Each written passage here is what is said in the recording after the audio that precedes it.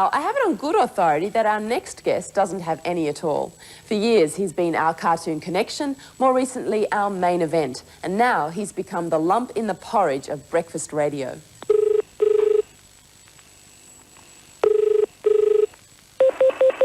Chris, hello.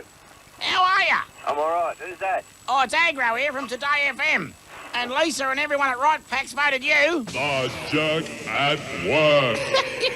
Jamie Dunn and Agro, the interchangeable duo serving up mischief for breakfast on Sydney radio.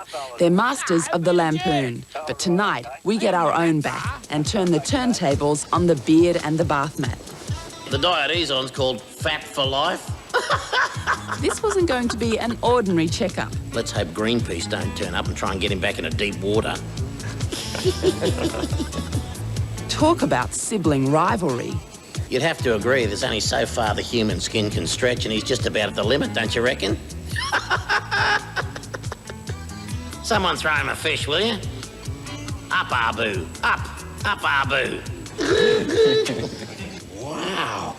Look at the size of this porker. One person at a time. Yeah, so that comes out around 102 kilos. I used to be a swimmer. Oh, right. Yeah. And now I just float. Shut up. It was about time for Agro to put his stomach where his mouth is. I tried myself.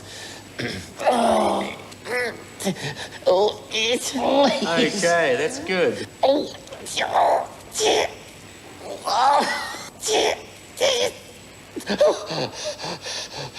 So on the sit-up score, it was Jamie 3, I don't care. I don't care that they came off the ground.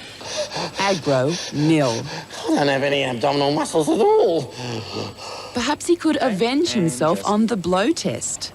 Oh, come on. Let a real man at it. Now this was going to be interesting. Nose clip for Agro. Deep breath and put your mouth right around the outside. Those lips. Put those lips around the outside and blow. Blow it hard. Blow it hard. Blow it hard. There's nothing happening over here. There's nothing happening. Come on, let's register a score. Oh, sorry, Agro, we haven't got anything here. There's nothing happening. Your lungs aren't working, Agro. Nothing? Nothing at all. I'm dead. Where's the air? I'm not real, turkey head. After the humiliation of the blow test, Agro discreetly declined to join Jamie on the treadmill. Doesn't look good, does it? I mean, the heart's okay, but the personality's shot to pieces. Do you get to do much exercise? Does it look like I do much exercise, Les? Well, I do a little bit, I suppose. What sort? Getting out of bed, walking around the garden, sitting in the car, picking my son up. Speed it up, make the porker run. So how come you didn't do the test? My legs don't work, Kenny. I'm not real. How are you feeling? Feeling a little, you know. Doing some work?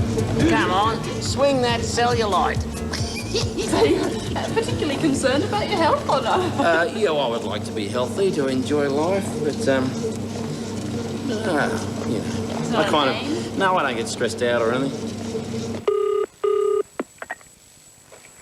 Good morning, all aboard. Can I help you? Good morning, all aboard. How are you? I'm well. It's Alan Devereux here. I'm a librarian from Blacktown. I'd like to go overseas and let my hair down. It's hard to pin Jamie down, or any of his other characters for that matter. But between the 4 a.m. starts and his multimedia commitments, you get the impression that his health isn't a high priority. Are you having me on? Is that good? Yeah, that's good. Stand down.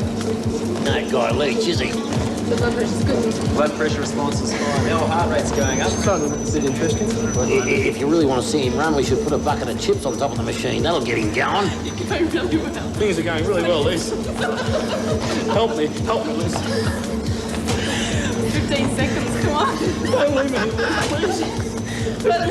Stop button. That's great. Do you want to hit it? Yes, please. Hit the damn thing. Okay. Reversing range, you should be able to do a little bit better than that. I think his aorta's shot to pieces. The main risk factor that you really have at the moment really is that little bit of extra body fat that you're carrying around. And the increase in activity level may help reduce that as long as you're looking after the food side as well. Well, who'd have believed it? Fat, happy, but not too far off fit. It's not too bad overall. Well, okay, well, I handled that pretty well. Now I think it's only fair that you get on this torture machine and I run it. A lot of the food we buy is packaged, and there's a knack to buying the best quality. Check canned food for dents and swollen ends. The internal sealing, which keeps out bacteria, could be broken. Don't buy torn or broken packages. And check frozen food for clumps of ice. Ice means the food has thawed and may have spoiled. And always check the use by or best before dates on all the packaged food you buy. Hundreds of thousands of dollars are spent annually on advertising campaigns aimed at persuading us that a daily dose of vitamins is just the pickup you need. Now, an insufficiency in your body's vitamins will definitely make you susceptible to certain diseases. But in this country, we have access to good food and regular sunshine, so there really should be no need to take vitamins unless they're prescribed by a doctor. Of course, a lot of people take vitamins and they feel good about them. There's probably a placebo element operating. And if it makes you feel better, then I guess that's okay, so long as you don't overdose.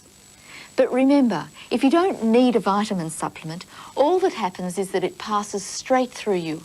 And given the amount of money spent in this country on vitamins, Australians must have the most colourful and certainly the most expensive urine in the world. So, if you're feeling low, look to your diet and lifestyle.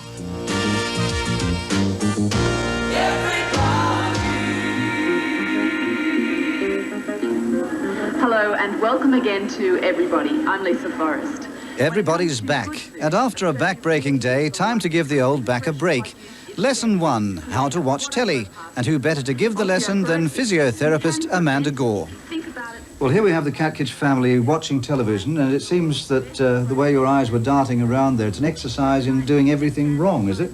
Well, not quite everything wrong, Jeff, but a number of things. How magnanimous of you. Yes. Would you like to go and pick on Tony? Thank you so much, I'd love to. This is, in fact, what your spine looks like, Tony. And the way you're sitting now, it's shaped like this. Right. And like that. So that there's a reasonable amount of pressure on your low back, apart from the fact that sitting's public enemy number one for the low back. It's more pressure on your discs in sitting than any position. By sitting like this, you increase it more.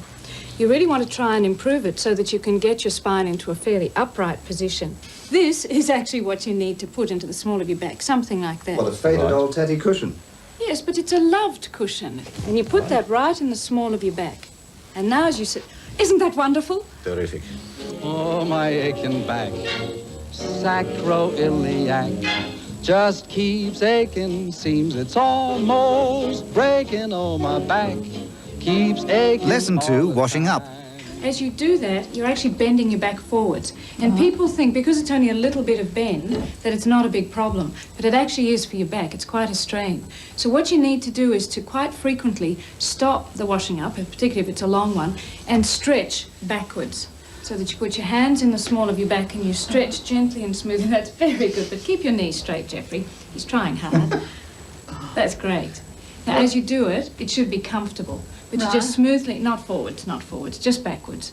So you just stretch that way because you spend your whole life forwards. Lesson 3, ovens and dishwashers. If you have a look at how I've got to reach in, Jeff, to pull out this load, you can see my arms are too high and it's quite a strain on my neck and shoulders. I know you don't think this is riveting, but it is. And so it's really important that you don't have an oven too high or too low. A couple of things you can do, either bend your knees as you're doing it and stack in a one big hit, or in between bending down, once you've done that a couple of times, stop and arch backwards. That one again. And if you keep doing that, whenever you've been doing a lot of bending forwards, it helps protect your back. That's right, and it only takes a day and a half to unload the dishwasher. Exactly. Lesson 4, carrying things. Now we have Carmen and Daniel in a mock coming home from school situation. What are they doing wrong with the way they're carrying their baggies? Well, Daniel's carrying his baggie over one of his shoulders, which is making his spine twist sideways, and he's got too much weight on his right leg. So, Daniel, if you're going to carry a bag like that, better you carry it down in your hand. Okay, so you can drop it down. We'll have a look. Better still, a rucksack. Lesson 5, homework. An essay, I wish these people would go home. Look at how he's sitting. His spine's really bent. He's miles away from the desk. His head's tilted over to one side. So generally, he's got his body way out of balance. So Daniel, what you need to do is to pull your chair in as close as you can to the desk. And we've already adjusted this chair so that it's as low as it can possibly go. You always need to sit as low as you can go. Now, I know you love this cushion, Jeffrey. It's so attractive. It is. It's a very tasteful one. So he'll be able to work much longer without getting any burning, tingling, tightness, stiffness, numbness, heaviness, dragging, discomfort, or pulling across here. All those things? Yes. Lesson 6, recovery. Well, it's fairly commonly thought that beds are meant to lie on and sleep on, but of course, this is not the time to be conventional. Beds, quite obviously, are things you avoid except to drape your legs all over them. But why on earth have you got us lying like this? Well, don't you feel better? I feel rather awkward. Well, this is a great position. And ever so slightly silly. Well, this is a wonderful position for your low back to be in. In this position, there's almost no pressure on the discs in your low back, not to mention the relief in the muscle tension of your neck and shoulders. The ceiling is very attractive, but not for extended periods. And I know you wanted to see the red sausage the again. dreaded lurgy. You're going to hide it now? No, I'm going to actually put it under your shoulder blades, because lots of people who are getting hunchbacks, in their upper back. Will you stop it? Now lift up so I can, and that's a very good way to do abdominal exercises. Perhaps it isn't that better.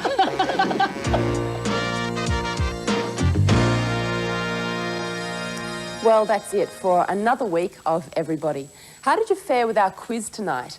How many vertebrae do you think you have in your spine? 14, 17, 26 or 33?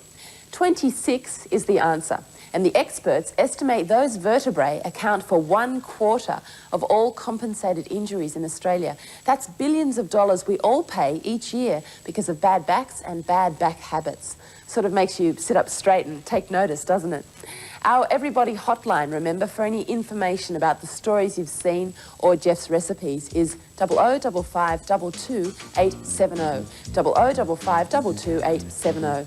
Next week, we take a look at how to make your town healthier. It's easy to do and can be fun.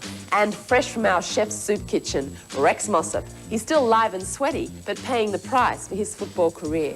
Well, the major problem, of course, is your knee, and this is a result of multiple injuries that you've had to that knee. And what it's resulted in, basically, is a 100-year-old knee. It's charming. Hope you'll join the Moose and me next week. Till then, take care, everybody.